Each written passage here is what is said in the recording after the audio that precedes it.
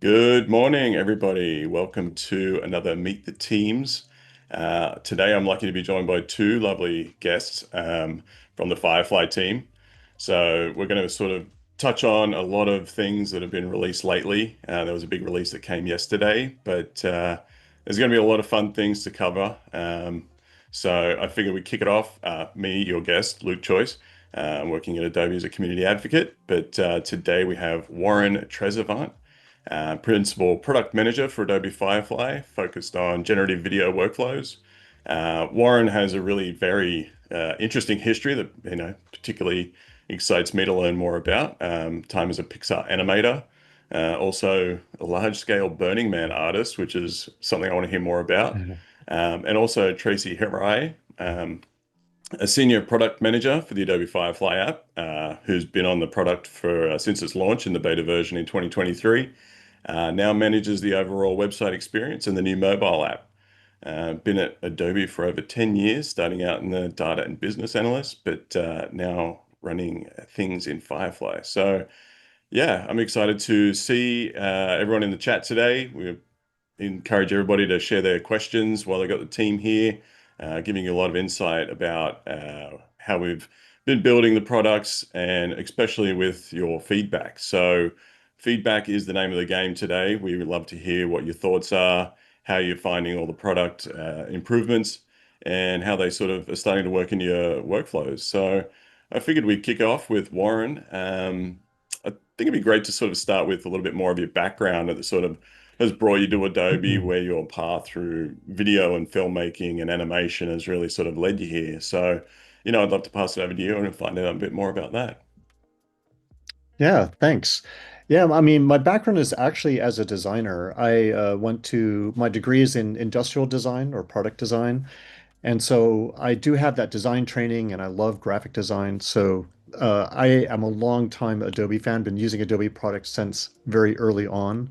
But I always described myself as a Star Wars kid, and that to me meant like, how did they create that movie magic and special effects? So I kind of used design as a way to find that, and I had the good fortune of being able to land at Pixar as a character animator, where I got to learn how to animate and do characters and do feature films. And I ended up being there for about 17 years and animated on about like 9 movies and some shorts and did some other projects. But because of my design background, I was able to work with our team at Pixar on building and enhancing the animation tools because Pixar was one of the few studios that actually built their own software. So all of a sudden, we had this really tight loop between the animators and the engineers and improving the software. So when Pixar revamped their entire production system in the early 2000s, I was invited to be part of that. And we were able to get that software into production for the movie Brave. And just that feeling of working with designers and engineers to improve the creative experience was really compelling. And I really liked that. And so I moved to another company where I was able to learn how to be a product manager and work in 3D software and do rigging and animation workflows, as well as video review and production tracking. So I started getting to learn a lot about the other industries like visual effects and the commercials and everywhere from enterprises down to very small studios. And that was really exciting to kind of learn more broadly about the various industries. But then I discovered generative AI and I just loved what it meant for the creative field. And I started playing around with a lot of the tools and exploring a lot of what was possible and was really excited about what Adobe was doing, especially because of its commercial safety and really just being aware and supportive of the creative community. So I had the good fortune of being able to land at Adobe, and soon after I arrived here, I was able to be part of the Generate Video module from its inception and kind of shepherd its way to where we are now and all of the latest features that we have. So that's kind of a quick overview of my journey here to this moment. Amazing. Yeah, I think that really sort of paints the picture of I think people can understand the path in design can really change over time where you expose yourself to different processes. And I think we're all sort of going through that moment now of figuring out where we sort of fit in the ecosystem and how we can start to evolve how we use tools and bring our sort of skill sets to different aspects of the process. So Yeah. I think it's really great to see someone like yourself who's sort of moved from like design and through the process and wore a number of different hats and still finding it very exciting with like where things are heading. So Yeah. yeah, Well, I think another thing that was interesting was kind of being at, uh, through my design career, I got trained on analog systems. And so I had to then transfer over to digital systems. And even seeing that with animation, like that transfer over to digital was kind of a sea change of how creatives worked and how they used their tools. And so I see that happening again with AI. And while it feels very unnerving and new and there's a lot happening, I just see this as we're just giving creatives better tools and more interesting tools and different ways of expressing themselves. And that's one of the things that really excites me about generative AI is this new palette that we're opening up, or new ways of thinking, or new ways of people expressing their ideas. So I'm pretty excited about this time and what we're doing at Adobe. yeah, I think, for me especially, I've come through like 3D design and animation and illustration, and it's sort of only now I'm starting to appreciate how much articulation it takes to actually produce something with substance and concept depth that it really takes a lot of effort. It isn't some sort of magic button that it's sort of made out to be where you really have to think deeply about, concepts and how you can sort of execute them well.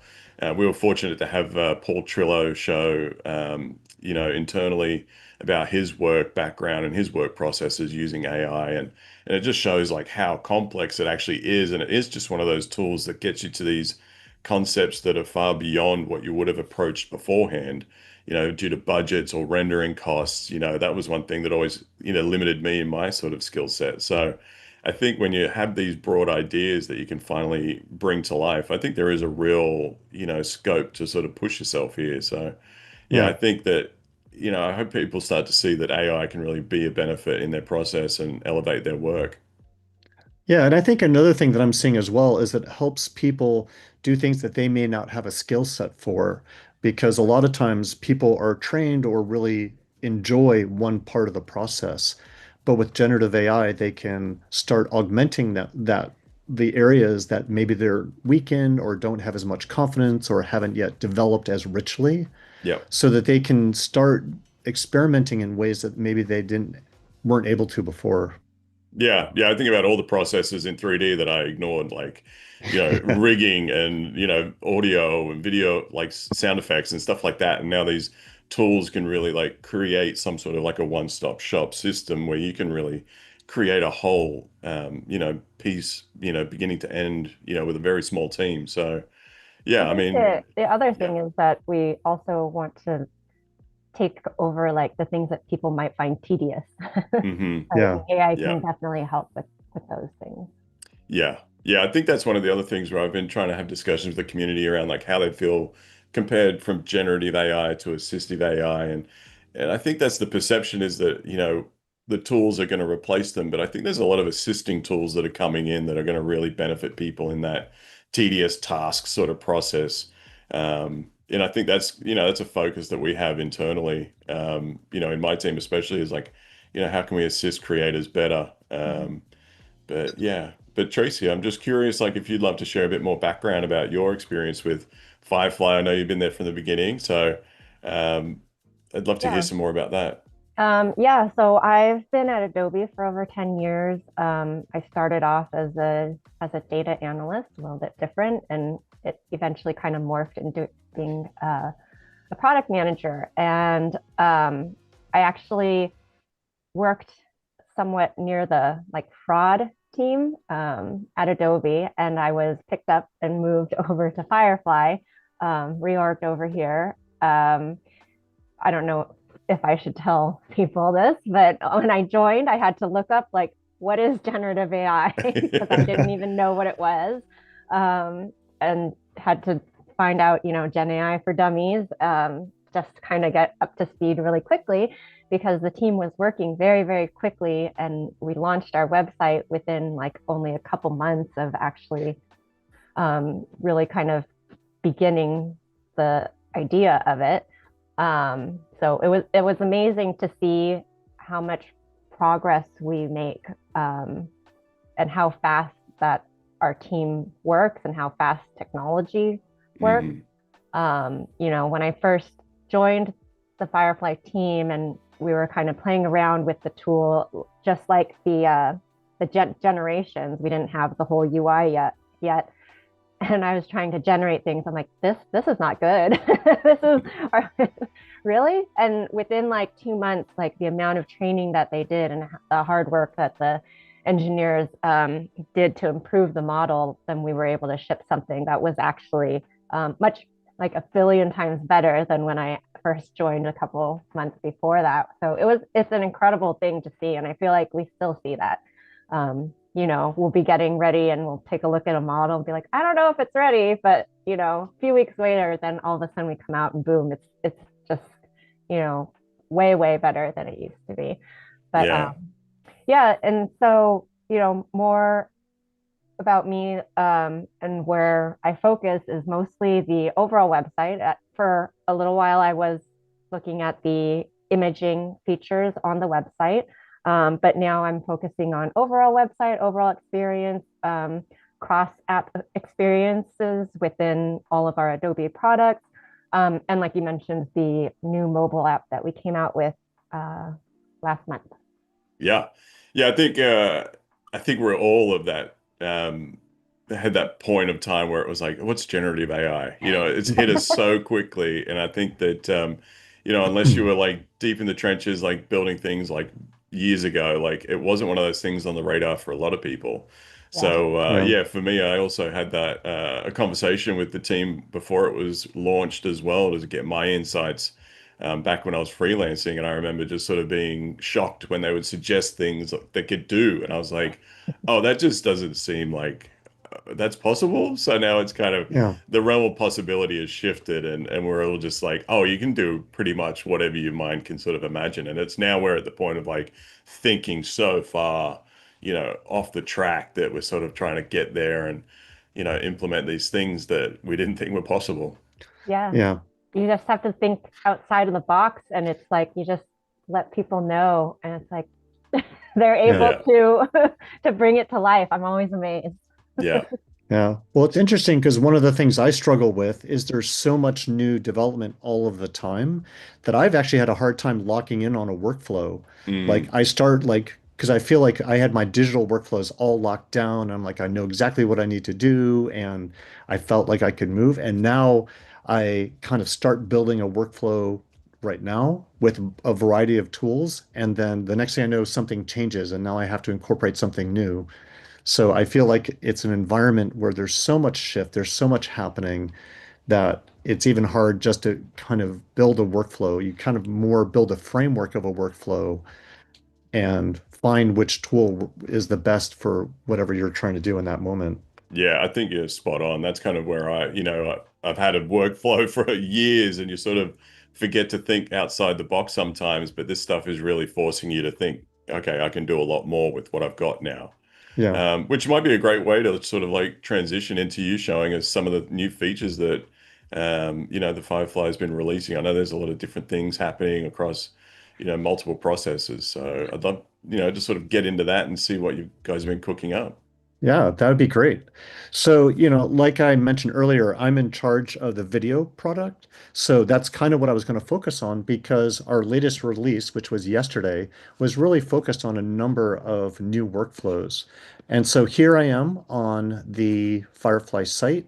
And what's great is we really want to make it easy for people just to get started right away. So we do have a prompt box up here, and you can choose what your prompt is for and you can just get started right away. So the Firefly homepage is a really way to easily engage, get started right away. And we even have different tabs that help focus you on the different opportunities you have to use generative AI in your process.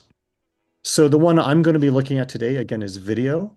And whether you do text to video or there's a image to video, you are brought to the generate video page. And I'm just going to give a quick tour. So if people are not familiar with this or just want a reminder, they can kind of know what the landscape is. So, we have an intro video here that you can play that gives a little quick preview of what you can do in the module. At the very top, we have a wonderful gallery where you can see what other people have created. So it's a really nice way to also get started and see what other people are doing and be excited about everything happening in the community. Over here on the left are our general settings. So here is, we default to the Firefly video, but we also have partner models that we're working with. So right now we have Veo 2 and Veo 3, and I'm going to dive into that a little bit later, but it's pretty exciting that Firefly is the home to these partner models. So you only have one place to go, and you can start getting the benefits of all these other models as well. We offer three resolutions. The default is 540, which is our lowest resolution, and then 720 and 1080p. And 1080p is great for production work because it is high res. We also offer a number of aspect ratios, so you can choose whether you want something for widescreen or vertical, which is great for phones, or square. Then we offer 24 frame per second video, and all of our videos are 5 seconds. So each video generation does cost a number of credits. And if you ever want to see what a credit costs, you can come down here right next to the generate button and click, and you can kind of see what everything costs. And it's usually resolution and duration. So you can see that for each resolution, there is a different cost. So the lower the resolution, the lower the cost. The higher the resolution, the higher the cost. And then over here are a bunch of the features that we're going to kind of be looking at today that go through the composition reference, some of the camera controls, and the style. But what I wanted to do is just kind of go back to basics because when we first launched the module, really the only thing you could do was put in text. And so text to video is something that's kind of like the basis of the whole module. So I'm just going to flip over to this tab over here where I actually have a bunch of videos and just kind of showcase what what the video model is really good at. So one of the things that it's really good at is B-roll, like being able to kind of take landscapes and have these landscapes here. And this is great for video editors who maybe are working on a project and they want to see what their project might be missing, and then maybe quickly imagine something and then use generative tools to fill in the gap. And maybe they don't have the time or money, or they just have an idea they want to slot in, and they can now just use generative tools to create these amazing landscapes that they can use in their existing products. And I think this is something to highlight about what we see using generative tools for. And it is about being creative and helping augment the processes you already have and filling in those gaps. Another thing we're good at is animals. So here's some nice videos of a cat. We have a nice one of a dog. And all of these are just text prompts. So this is just prompting in the prompt box down here. And you really can get some nice cinematic effects. And something we've been working on in the model is actually working on text as well. So now if you include, this isn't the best, but we're still working on it. But if you include text in quotations, you can get that text in the video itself. So you can start playing around with some really neat ideas. Oh, actually, this is one. So this is, being able to write the word fire with fire.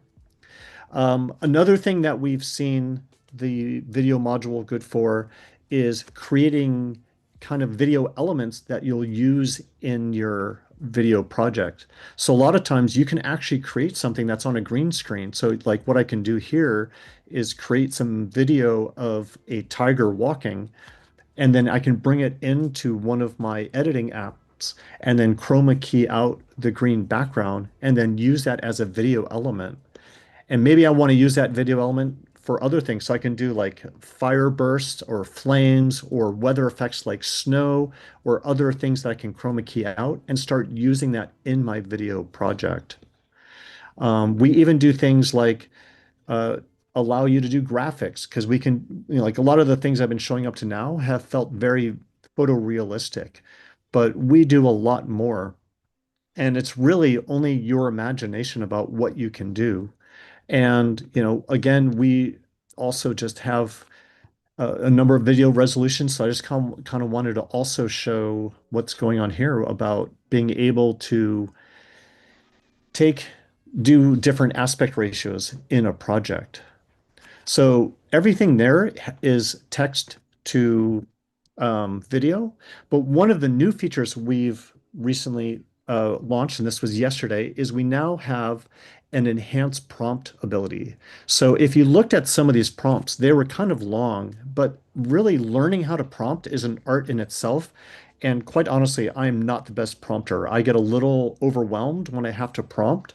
So like one of my favorite animals is a penguin. So I love having I'm going to write a prompt of like a penguin dancing in the snow. So I know that the video model, if you've seen some of those more dense prompts, the video model actually works better with those dense prompts. The more um, descriptive you can be and the more detail you can give, the better your video is going to be. But I don't like I said, prompting kind of overwhelms me, so it's a little bit much. So, but and also sometimes I'm doing it on the phone and I just don't have enough time to kind of put in a long prompt on my phone. So with our new enhanced prompt feature, once you've typed in a short prompt, you can just hit this. It'll take a second and then give you this really dense prompt. And this is fantastic because now it gets that level of detail, gets that level of description, and you will get a better video as a result. But what's nice is that in this,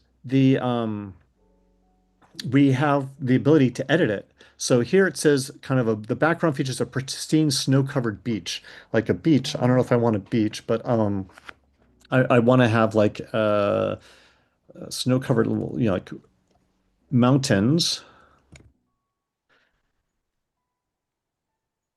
And what's nice is this allows me just to refine what this is and always have that creative control. And if I don't like my edit, I can always hit this undo all edits and go back to the original enhanced prompt.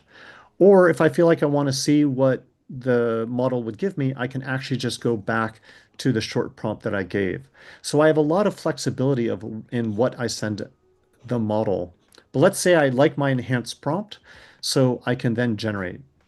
So, oh, I meant to have this at widescreen, I think, but we'll see what happens. But this ability for us to give users the option to enhance their prompt is really powerful and I think will result in much better videos. Yeah, I was going to say actually that was something I was playing around with yesterday that I was pleasantly surprised to see how helpful that was because like when I say that, it's becoming an art form to sort of direct AI to do what you want. I think this is really helping because prompting was never my strong point either, and it also sort of teaches you to think more in depth about how a shot is composed fully, Yeah, and everything that could be going into that to articulate the whole piece. yeah, I agree. I also forgot that I'd set this to 1080p, which is the highest resolution, which takes the longest. But here I have my video. Pretty happy with my dancing penguin. So again, this I love how surprised I am by just the wonderful videos I get from Firefly. So that's a lot of our text to video feature. Another thing we have is the ability to upload a frame. But sometimes I'm not really sure what to upload. So one of the nice things about Firefly is I can actually come over here to the text to image. And what I'm going to do is I'm just going to kind of type in a prompt here. And here I'm going to set it to the widescreen.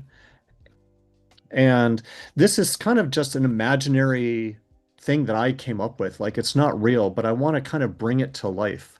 And so what's nice is I can come in here, I can find an image I like, and if I come here to the edit menu, I can do generate video.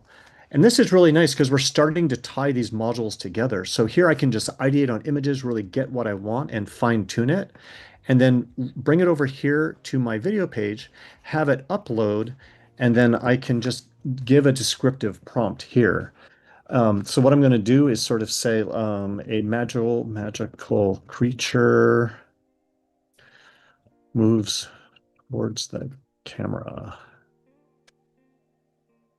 And so we found that, as you saw, you can not only get really good photorealistic images or videos out of our model, you can also do very stylized things. But with images, you have a lot more control. You can really choose what the style of the video is going to be, what the starting camera angle is going to be. And so you really get a lot of power focusing on the image to video workflow. So like this is just great. And really this is the power of the Gen Video module of bringing things to life and starting to bring motion and really developing these ideas. So I'm going to come down here and close this. One of the other things we can do is, upload either from your Adobe Cloud Storage. So this is all of the generations that you may have uploaded. So it's really nice because we're starting to connect to the rest of the Adobe ecosystem. So you can start pulling in things from other work that you've done. We also have the ability to upload from your device. So I'm going to go in here and grab this image that I have.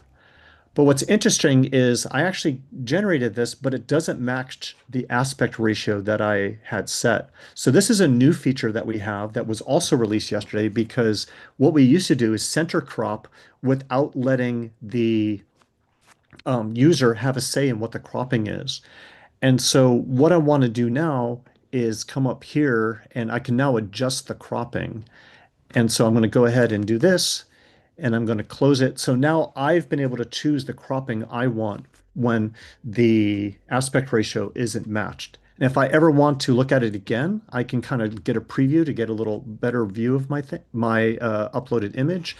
And if I then scroll up, I can then get that crop window back if I ever want to adjust it. And you'll notice that sometimes when I use one of the features on the Gen Video module, it means that other ones are blocked out because sometimes they don't always work well. So sometimes you'll notice that we'll hide some features and give you this little label, sort of letting you know that. But what I want to do is come here and say this is a uh, lion roaring in the big city. And so again, this is a great way to start connecting the different modules to work on images, bring them over to video, and then bring them to life. So let's take a look at this. And once it comes up, you'll notice that I have this nice video of a lion, but it's not really, it's great that it's kind of moving its mouth, but I think there could be more. And so another thing that we've done is we've connected this to another module in Firefly called Generate Sound Effects. And so what I can do now is the videos in Firefly currently don't have any audio. So if I want to generate sound effects, I can click this. This will bring me into our new Generate Sound Effects module. And this is a really exciting module because with prompts, you can either create individual effects or you can use your voice to kind of demo or what's the word I'm looking for? Synchronize with Yeah, the. synchronize, thank you, the sounds to the video that you want. So one thing I can do is like this. So what I can do is, choose a prompt that is like, maybe I want this to be in a cityscape. So I can time like noises from the city. And then I can generate this. And what's nice is you can actually generate multiple tracks. So what I can do is come in here and listen to them. Yeah, with traffic noises. So let me see if I can get something a little bit better. But what's nice is I can kind of layer in a bunch of these. So let me listen to audition a few. Okay, that sounds good. So what I'm going to do is I'm going to use that, and that's going to go underneath. So, but now I want to be able, so I can just, use prompting to get specific sounds. And this is great because you can just load in any video, get and create the sound effects. The two things I did want to say is this is not good for voices. So it's not good to get dialogue or people talking. It really is about sound effects. And it's not good for generating music. So trying to get score or things like that, this is not the right application. This is about getting sound effects for your video. Okay, but I really want to kind of do the lion roaring, but the lion's roaring at a specific time. And actually in this video, he's kind of roaring throughout. So I want to just demonstrate to the Gen sound effects module what I want the lion roar to be. So I'm going to go here and mute the traffic noises. And what I'm going to do is I'm going to come here to the voice performance and I'm going to record my voice. So I'm just going to go here and what it's going to do is play back the video and then I'm going to record what I want the lion to be doing, just doing like my own sounds. Roar. So what's really nice is I could kind of get the timing and the volume that I want, but now what I can do is I can come up here and type in the lion roaring. And when I hit generate, what it's going to use is my little audition there and use that for the timing and the volume. So let's play it back.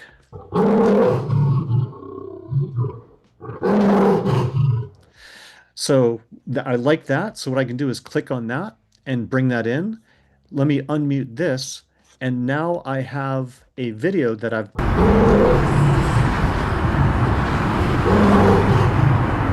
Yeah, those traffic noises were a little bit loud, but you get the idea is that I can kind of go in and I can start building up the audio very specifically for the video that I've generated and use my voice and everything to really have creative control over it.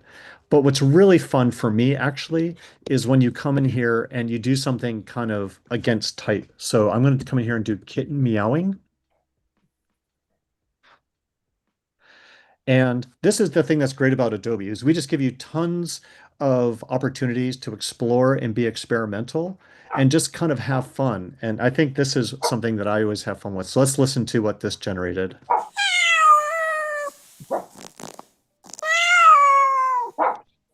So, really fun. And I think this really I've just seen people sit here and just come up with all kinds of fun things. So this is something that we've been really excited to play with.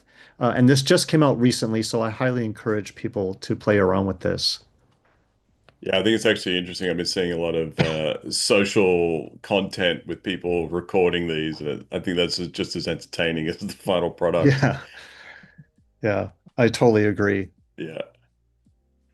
Okay, let me think of, so what we're going to do next. Let me come back here. We're going to go back into our video module. So we talked about what it was like bringing images to life and using a single image for a keyframe, but we can also use two images to establish a first and last keyframe. So I'm going to come in here, I'm going to go to my device, and what I'm going to do is, let me just figure out where I put this. Oh yeah, so here's a nice video. So I'm going to use this as my first frame. I'm going to come in and then I have this as my end frame.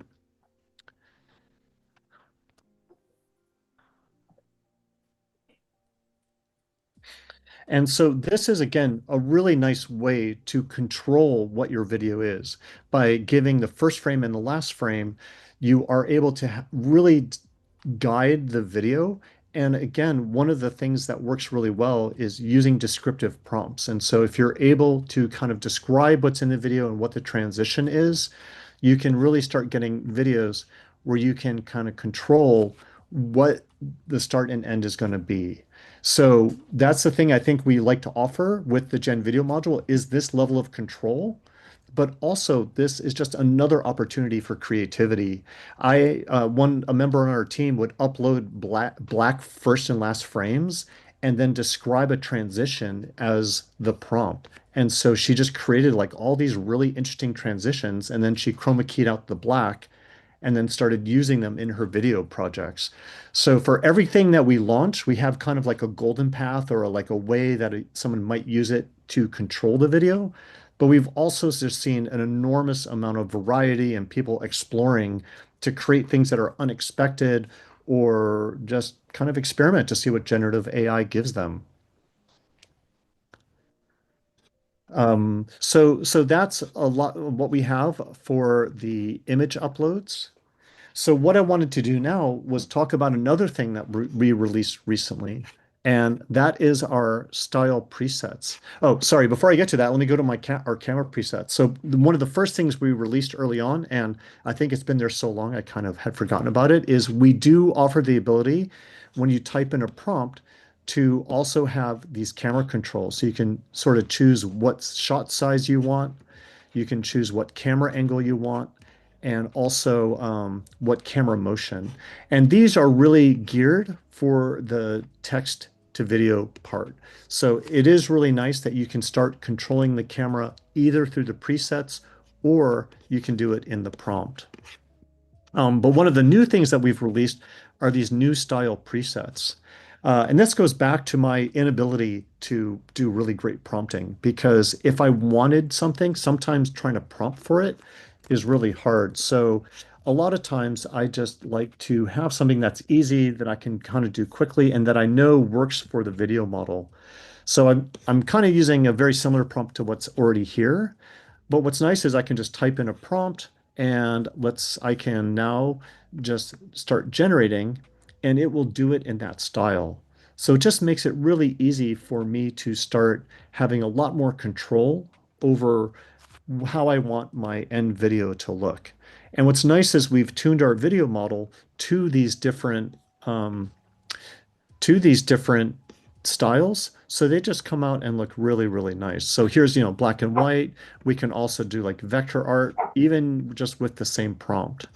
And it's just really great to easily just get in there and start having a preset that just helps tune it to exactly what you want.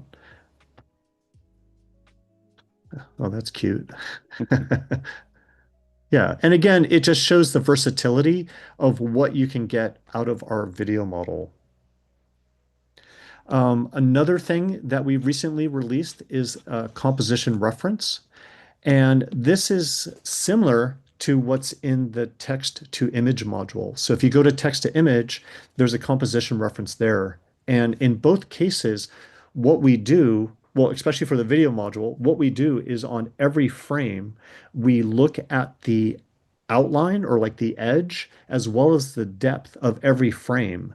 And then what we do is we take that edge depth information for the video that you upload and we use that as a composition reference. And so what we do is we keep the same edges and depth.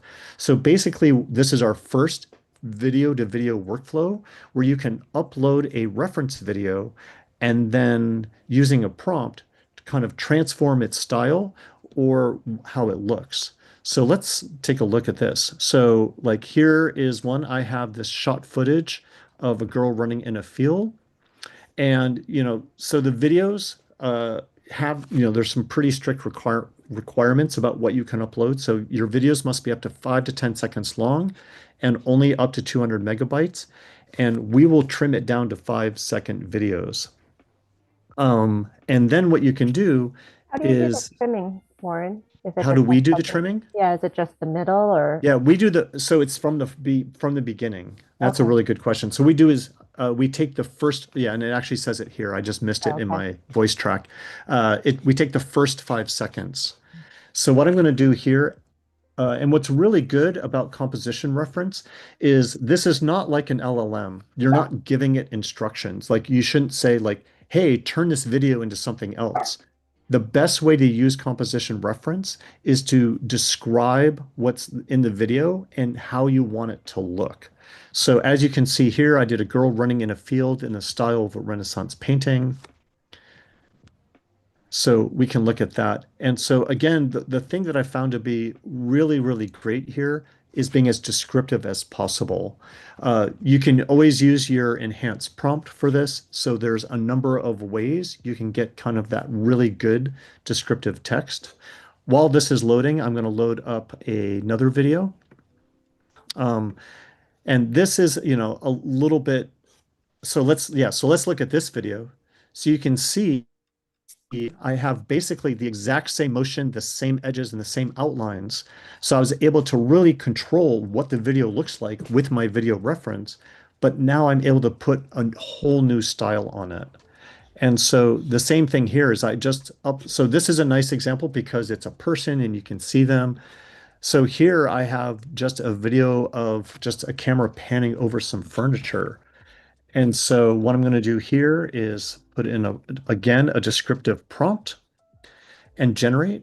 And what's nice about this is it means that you can take a bunch of footage, and if you use the same sort of styling or descriptive prompts, all of a sudden you get a level of consistency in your videos. So you can go out and like shoot yourself in your living room or, kind of get the scene how you want it, and then transform it and have it look very consistent. You can also just use your uploaded video. Oh, wow. Oh yeah, you can. Oh, I have vector art. That's so funny. I have vector arts. Uh, so that was interesting. So, but you can see that even like these crazy combinations that we can use. So I can use kind of composition reference and a style preset to get something that I want. But again, I'm using the video as my reference. So here, let's do something that's a little more photorealistic. Um, but again, this is what we want to do is allow people to kind of shoot something that is the core of their idea and then allow generative AI to kind of finish it and do all of the shading, lighting, and rendering so that they can get what they want. So let's take a look here. Yeah, so I was able to take this like completely modern video and uh, completely change the look while mimicking the camera and everything that's in the scene. One other thing I wanted to show, let me figure out where I put it. So here is a video of just some tires in a warehouse. But the other thing that's great about composition reference is I can take those edges and depth, but completely change the video. So what I'm going to do is I'm going to put in a prompt that says, this is a room full of stacked donuts with a variety of toppings like chocolate glaze and sprinkles. So not only can I transform the style and put a whole new style that I want on it, I can actually change what the objects are. So I can change colors of things while keeping other things the same. I can transform the objects. I can shoot a video with representative shapes, but then use composition reference to completely change what that object is. So as you can see, I now have my camera panning over my towers of donuts using my structure reference as the guide. So Okay. again, we just continue to give creatives the opportunity to bring input into the system, help guide our system so that they can get the best generations possible for their projects. Yeah, I think that's interesting to see. Because one of the things that I struggle with is manipulating cameras in AI and getting things to do what I want. So when you have that bit of control that you can sort of, I imagine set builders being able to sort of like Yeah, build small little constructions and get the camera movements the way they want, and then actually just, put them in here and get some generations to be consistent. So, yeah, I yeah. think that's really interesting. Yeah, and I've seen people like use like make little cardboard box cities of like exactly what they want, or do like a little Lego previs, to kind of give the structure that they want. And so this really opens you up to kind of use objects that you have available to you to create the structure that you want for the video you want, and really give that to the model and get great results. Absolutely. So there was one last thing I wanted to touch on, and I kind of gave a preview earlier, and that is our partner models. So if you come over here, you can see that in addition to Firefly, which is a commercially safe model, we also offer partner models, which are our non-Adobe models. I just need to kind of grab this tab underneath my Zoom thing. So we have two models. We have Veo 2 and Veo 3 from Google. And if you ever add a model, what will happen is you will get a little modal pop up informing, just reminding you that this was not created by Adobe. So, there are some risks with that around the quality of the generation or the training data. And we are able to give you a link to a site if you need more information. Once you accept this, we do pop up that um, generation credit information box again because our partner models do charge differently than we do. And so we want to make sure that you know the cost of every generation you're making. So we will pop this up and so you are reminded. But again, if you are ever unsure of what something is going to cost before you hit generate, and that's why we put it right next to the generation button, you can always find out how many credits will be consumed. So we have Veo 2, and if you ever kind of don't really want to do anything, use it anymore, you can remove it. But we're really excited because one of our most recent additions is Veo 3. And one of the unique features about Veo 3 is twofold. One is that the duration is 8 seconds, so you get a little bit longer generation than you do with Firefly, but we also offer the opportunity to generate with audio. So this, because it's longer, if you remember, the cost of a generation is the resolution and the duration. So these are longer durations, and the cost of audio is an additional charge. So make sure you check kind of how many credits will be consumed for each of these, because they are different whether you're using audio or not. But generating with Veo 3 is really great. And here, let me play you this video. So it's pretty exciting and it has audio. So it's really fun to see videos generated with audio.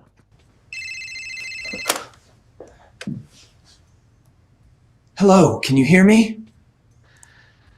So that's really exciting. And we know that not only is Firefly a great model to get you what you need for your projects, but we know our partner models are equally good. And having this versatility allows creators to get the generative videos they want for their products.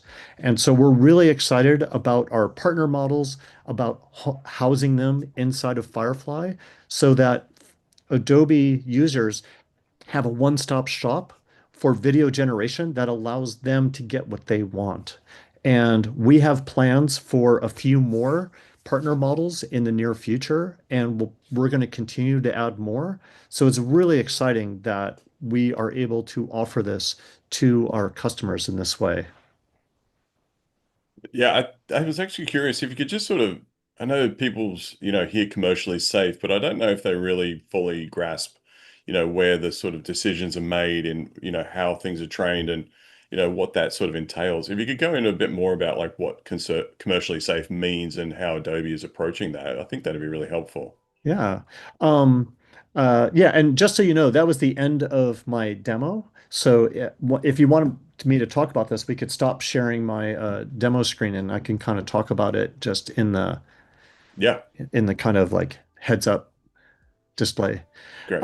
So yeah, and again, I think I mentioned this to everyone when I was talking about why I came to Adobe, and it was around the idea of commercially safe. And I was really proud of Adobe, and I'm still proud that they really want to develop a model that is trained all on data that they have permission to use and that is can be used in final pixels. A lot of the other models that are out there, it's unclear what the training data is used on. And so while they might be great for ideation, Firefly, because it's commercially safe, means that you can use this in a public facing way that you can use this for final pixels, you can use this in advertising, you can use this in anything you want because we have trained on completely gotten complete approval on everything that we've used. And think that is really powerful, especially for creatives who want to use generative AI in all parts of their process. Tracy, did you want to add anything to that? Because I know you've been with Firefly since the beginning, and maybe you can speak to some of the thinking around that. Yeah, no, that's very accurate. So I think one of the things like people sometimes try to prompt with, brand names, celebrity names, and just Firefly doesn't know those things because of the data that it's trained on. So we wouldn't be able to reproduce Michael Jordan or, anything like that. And it's also interesting because you discover things maybe a lot of maybe people already know this, but like if you have a dog catching a frisbee, apparently frisbee is like an actual brand name, so it doesn't know frisbee. So you do sometimes have to adjust the way you prompt and maybe become more descriptive to get what you want because we're not going to give you a celebrity, we're not going to give you any known logos Yeah. in your results. So, yeah. Yeah, and I think that's the thing that I think people don't realize is that on other models, you might type something in like, person exercising in a gym, and then the result will have a logo on their clothing, Yeah. right? So even though they didn't ask for it, all of a sudden these things creep in ways that you don't expect. But now because that logo's there, you can't use that video in a final system because you haven't gotten approval or you're starting to infringe on copyright. And that just doesn't happen with Firefly. You won't like if you will not get other companies' logos. These things will not creep in just because it just isn't part of our training data. Yeah, I think that's it's one of those things that you might hear out there and not fully understand the implications. So, yeah, I think it's great to sort of get better information on that. I know we've got a few minutes left. I was wondering if Tracy had any thoughts on where the mobile app is, any plans for the future. Yeah. Yeah. Yeah. So currently our mobile app is very much like the website. It has not all the modules, it's just the ones that, are compatible with the mobile app. So Gen Video is definitely in there. We try to make sure that as many of the new features that Warren is delivering in Gen Video also work in our mobile app at the same time. So you get the goodness of that. Um, However, we are very excitingly in the works of creating a new mobile app for Firefly that is much richer, much more like a mobile app, not just our website. So that's hopefully to come in the months to come. We're working hard on that. Um, and it's very much, we hope to have a lot of connections between our Adobe mobile apps as well. So you'd be able to move from Firefly to, Express mobile app and Photoshop mobile app, and eventually Premiere mobile app, things like that. So a lot in store. The very first launch last month was, our MVP, just what we were able to get in, but there's bigger and better is to come. And how do you find feedback from the community? Where do you encourage people to sort of share that kind of feedback with you? I know that Yeah. you're always hungry for getting that sort of community sentiment and seeing what's working for people and implementing a lot of that feedback that comes in. Yeah, ever since we first launched, we've been getting a lot of feedback through our Discord channel, as well as we have an Adobe community forum. We have entire teams dedicated to monitoring those, responding to those, and they will pass on ideas or bugs that people are reporting. Those come directly to myself and Warren and the other PMs to address. And fix and take into consideration um, in our future releases. I think like one really good example is when we first launched in the forum, I was seeing like the number one requested feature was to be able to favorite your your images. People don't want to just have to download everything, and we didn't have any kind of history or favorites that you could save to the cloud or anything like that. So based on that feedback, we implemented a favorites button so you could favorite things. However, we knew that it wasn't stored in the cloud. It was just stored in your browser. So if you cleared your cache, anything like that, you would lose all your favorites. So it was basically one step to get users like what they were really asking for. We knew it wasn't the right implementation, but I also knew it was going to take a lot longer to get the right implementation. So we tried to give users what they wanted right away, and then now we do have your whole generation history, and your favorites is connected to your Creative Cloud and saved in there and persisted in there until you actually go in and delete it, so you can find everything that you want. So I feel like that was one of the big things that people were really wanting that we acted on, and were able to get out there. But there's tons of examples of things that I know users want. I definitely keep an eye on it. I also I know our marketing team and our community team, they do a lot of like roundtables and surveys with our insiders and our community.